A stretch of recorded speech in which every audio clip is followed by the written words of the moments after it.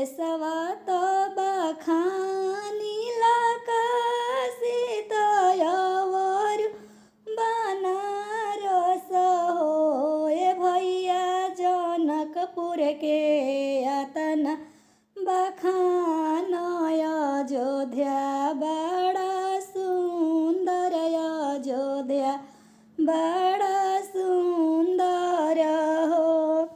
अरे अरे भैया बनी जरवा देसही केरा नायक हो। ए भैया चुनरी के कमन बखान कवन सड़िया सुंदर कवन सड़िया सुंदर हो।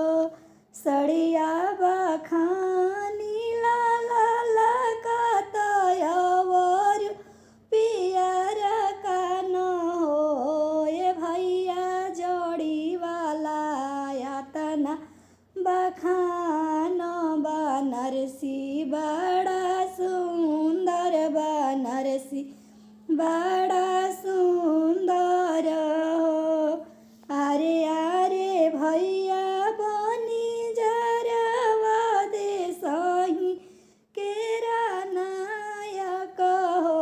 ए भैया गोतिनी के कवन बखान कवन गोतिनी सुंदर कवन गोतिनी सुंदर हो।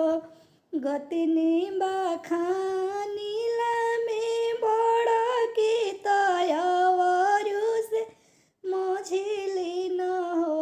ए ललना छोट की के अतना बखान बहुआ बड़ी सुंदर बहुआ